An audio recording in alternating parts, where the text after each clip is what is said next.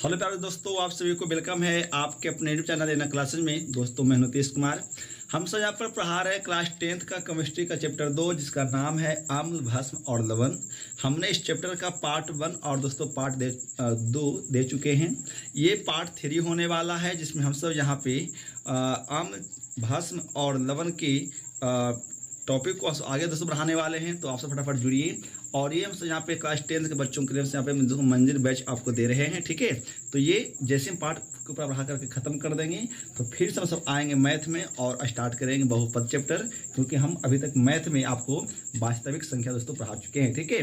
तो हम सब इस पार्ट को खत्म करेंगे यहाँ पे 1-2 पार्ट में और पार्ट के रूप में, और फिर हम सब आएंगे मैथ में और आपको पढ़ाएंगे बहुपद, ठीक है।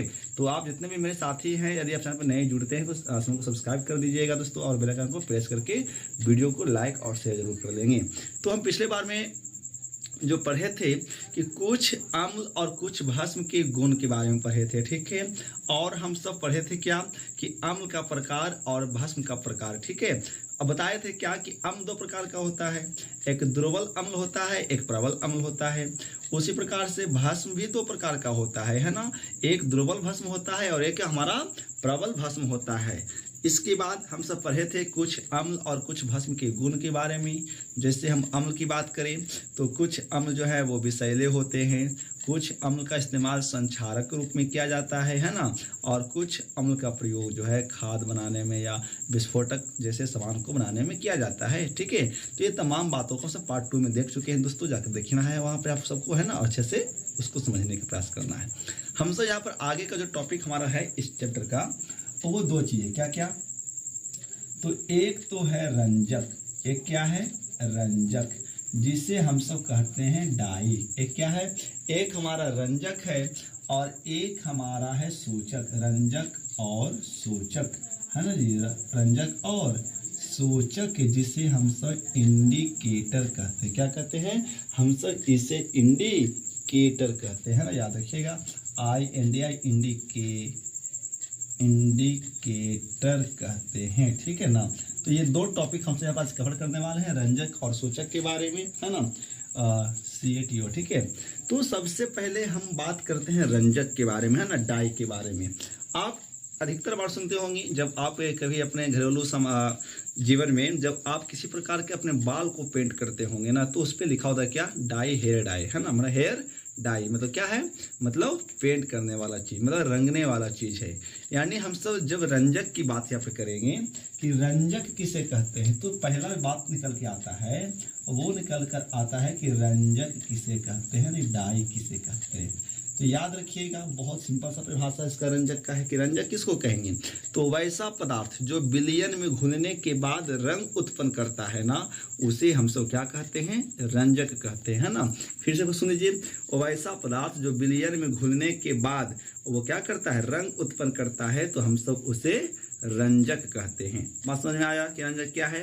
रंजक क्या है जी, तो वैसा पदार्थ जो किसी भी विलयन में घुलकर रंग उत्पन्न करे उसे हम सब रंजक कहते हैं, ठीक है। ये हो गया रंजक। हम सब आगे और पढ़ेंगे ऐसे कई सारे रंजक के बारे में।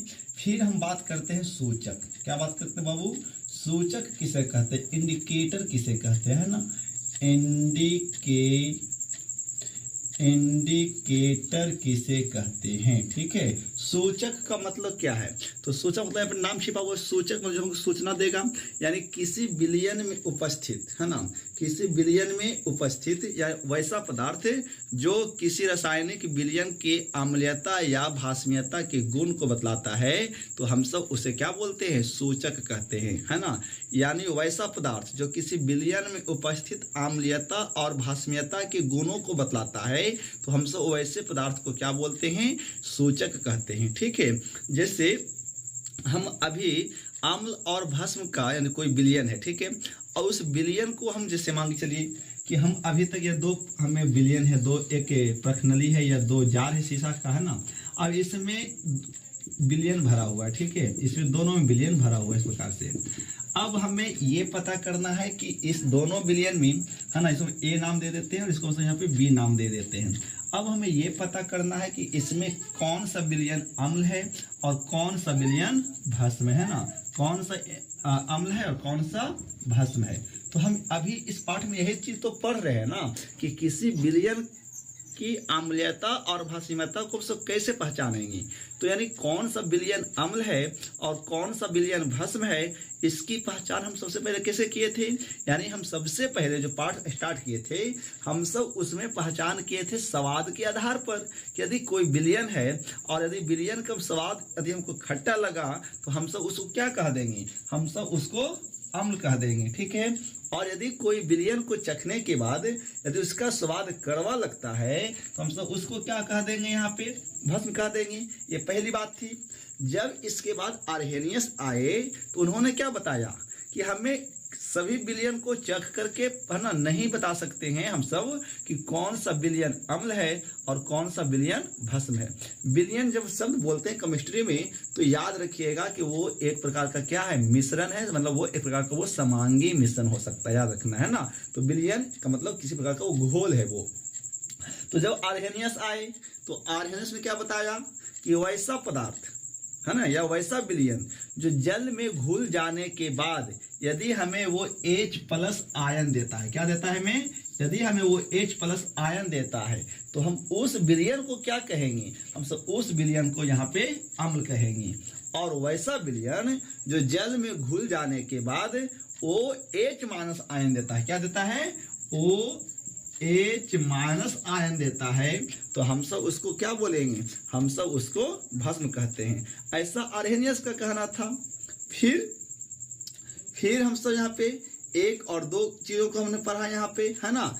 अब तीसरा प्रकार है कि यदि हमें ना स्वाद के आधार पर बताना है और यदि हमें अब आर्हेनियस के अनुसार हमें तो जो पता चलेगा कि कौन सा विलयन जल में घुलने के बाद H+ आयन दे रहा है और कौन सा विलयन जल में घुलने के बाद OH- आयन दे रहा है, इसकी जांच करने के लिए हम सबको लैब में जाना होगा, है ना।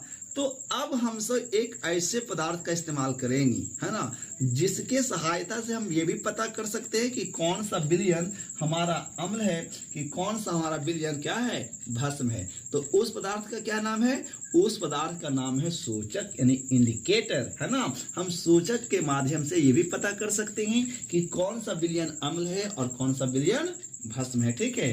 ये सूचक दो प्रकार का होता है, याद रखिएगा, है ना। सूचक जो है ये सूचक जो है हम सब जिसकी सहायता से किसी अम्ल और किसी भस्म की हम यहाँ पे बात करते हैं, तो वैसे सूचक को है ना यहाँ पे मुख्य रूप से हम सब लिटमस कहते हैं, क्या है। और ऐसे कई सारे सूचक हैं जिनमें लिटमस सबसे ज्यादा प्रसिद्ध है ना। लिटमस क्या होता है पता है, तो लिटमस जो एक प्राकृतिक रूप से होता है, प्राकृतिक रूप से जो है ना, लिटमस जो है एक बैगनी रंग का रंजक होता है जो थाइलोफाइटा समूह के लाइकेन पौधा से प्राप्त किया जाता है। कौन, लिटमस, याद रखिएगा।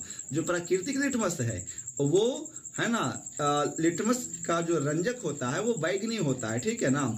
और हम उसे थाइलोफाइटा समूह के लाइकेन पौधा से प्राप्त करते हैं, ठीक है, याद रखिए की बात है। यहाँ पे हम सब उसको प्राप्त करते हैं।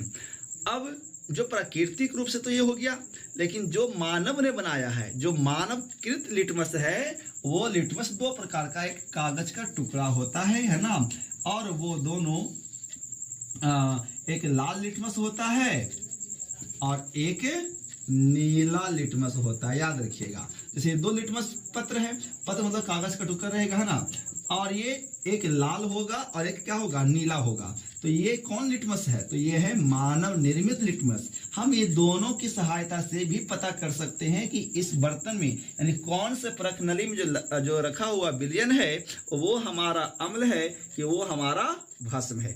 कैसे पहचान करेंगे, देखिए। तो यहाँ पे दोनों जो लिटमस दोनों पत्र है, ये एक प्रकार के इंडिकेटर का काम करता है। क्या करता है, इंडिकेटर का काम करता है। जैसे मान के चलिए कि नीला लिटमस पत्र को है ना इसमें डाल दिए, किसमें, ए वाले प्रणाली में डालते हैं, ठीक है ना। और यदि नीला लिटमस पत्र को ए प्रणाली में डाल दिए और ए प्रणाली में डालने के बाद यदि उसका रंग लाल हो जाता है, किसका, इस लिटमस पत्र का यदि रंग क्या हो जाएगा, लाल हो जाता है, तो हम ये कह सकते हैं कि जो ए में जो रखा हुआ विलयन है वो हमारा क्या है, तो वो हमारा अम्ल है। फिर से याद रखिए, यानी लिटमस जो है हम सूचक के रूप में सबसे ज्यादा इस्तेमाल किसका करते हैं बाबू? तो लिटमस का करते हैं। लिटमस क्या है? तो लिटमस एक प्रकार का कागज का टुकड़ा होता है जो मार्केट में दो प्रकार के अवेलेबल हैं, एक लाल लिटमस है और एक नीला लिटमस है। अब हम ये बता रहे हैं कि यदि चलिए मान करके कि यदि हमारे पास नीला लिटमस पत्र है और इस नीला लिटमस पत्र को हम ए वाले बर्तन में डालते हैं और ए वाले बर्तन में डालने के बाद यदि ये नीला लिटमस क्या हो जाए? लाल हो जाता है, तो हम ये बता सकते हैं, ये कह सकते हैं कि बर्तन ए में जो रखा हुआ हमारा विलयन है ना, वो क्या है? वो हमारा विलयन बिल्कुल अम्ल है। ठीक है, याद रखना है।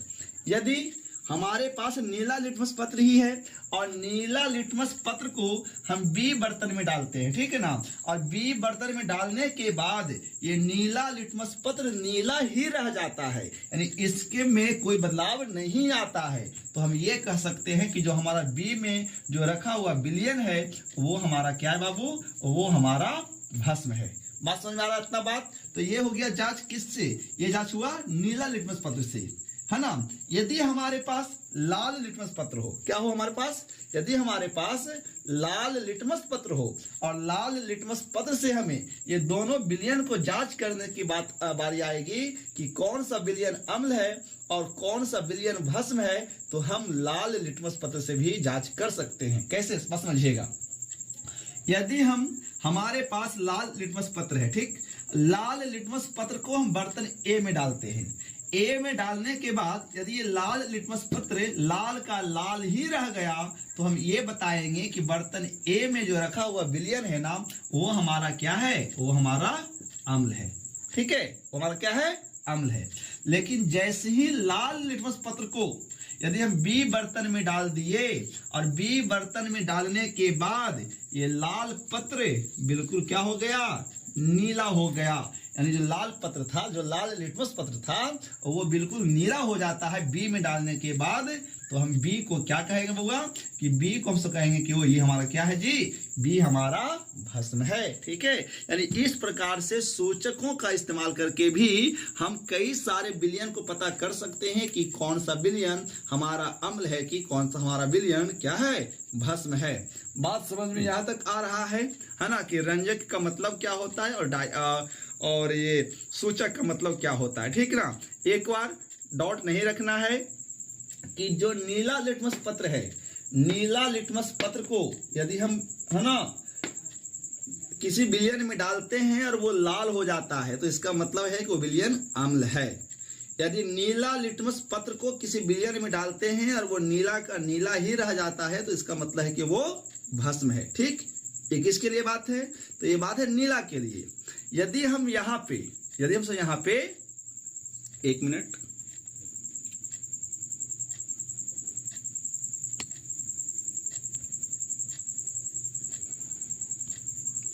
यदि यहाँ पे हम सब लाल पत्र को डालते हैं ना, यदि हम सब यहाँ पे लाल लिटमस पत्र को डालते हैं, तो सब लाइट कम लग रहा है ना।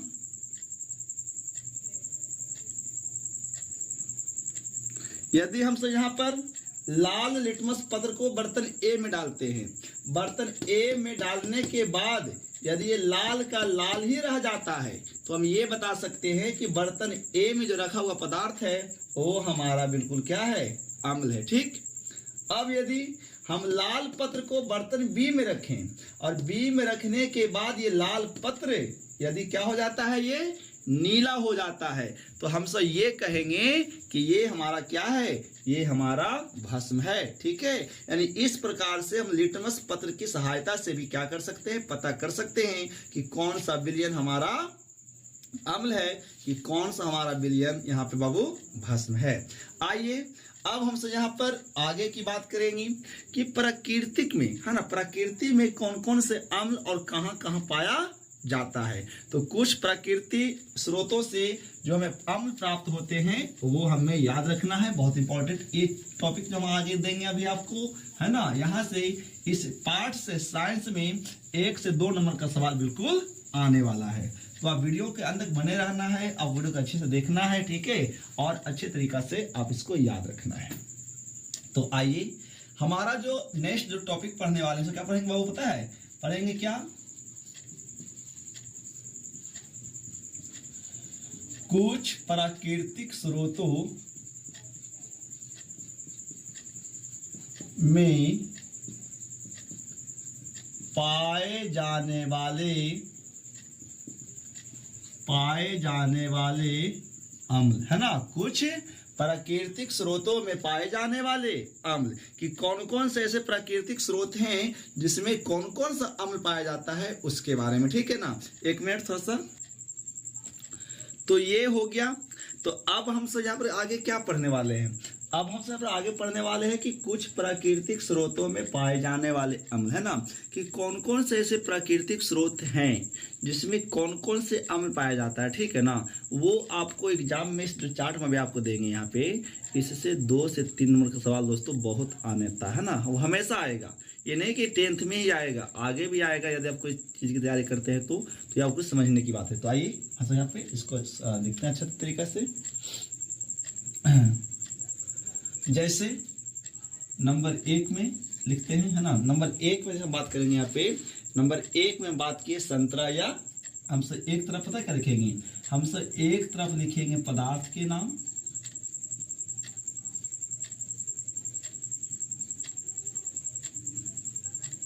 एक तरफ पदार्थ के नाम और एक तरफ पाए जाने वाले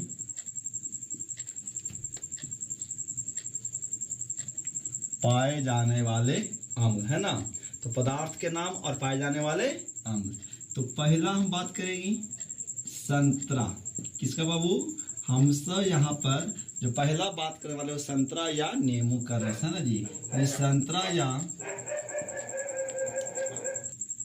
तो यहाँ पे हम सब पहला बात करेंगे, है ना, संतरा या नींबू का रस। संतरा या जो नींबू का जो रस होता है ना, या नींबू में पता है सिट्रिक अम्ल, कौन अम्ल बाबू, तो सिट्रिक अम्ल पाया जाता है। आपको याद रखने की चीज है ना, सिट्रिक अम्ल पाया जाता है, याद रखिएगा, पूछता है बहुत बड़ा सवाल, है ना, कि नींबू में कौन सा अम्ल होता है, संतरा में कौन सा अम्ल होता है, ठीक है।